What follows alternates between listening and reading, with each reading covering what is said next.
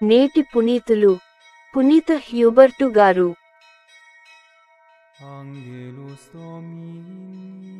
వారి వారి పనులను బట్టి మృతులకు తీర్పు తీర్చబడును.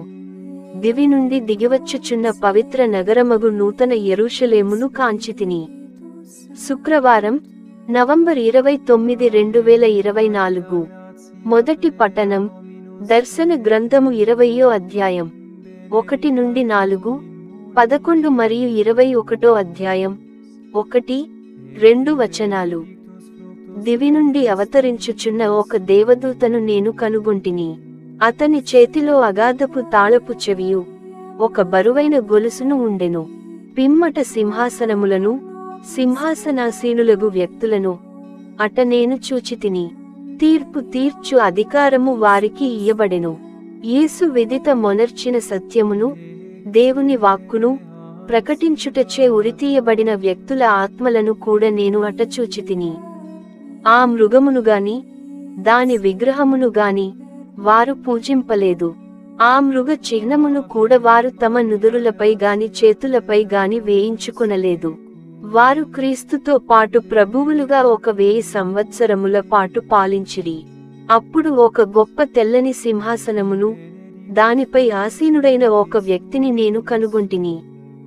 దివియు భువియు ఆయన సమక్షము నుండి పారిపోయి తిరిగి కానరాక ఉండెను.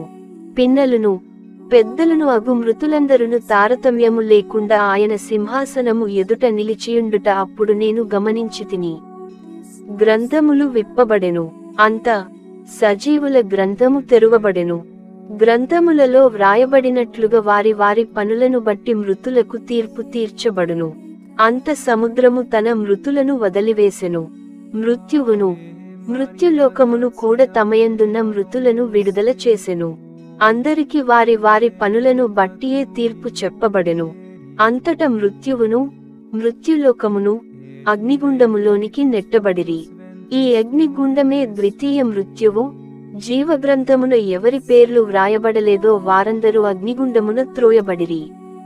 అంతట నేను ఒక క్రొత్త దివిని భువిని చూచితిని. మొదటి దివియు భువియు అదృశ్యమయ్యెను, సముద్రము కూడా అదృశ్యమయ్యెను. అనంతరము దివియందలి దేవుని నుండి దిగివచ్చుచున్న పవిత్ర నగరమగు నూతన యెరూషలేమును కాంచితిని. ఆమె తన భర్తను చేరబోవుటకు వస్త్రధారణము ఓనర్చుకుని సిద్ధపడిన యువతి వలె ఉండెను. ఇది ప్రభువు వాక్కు.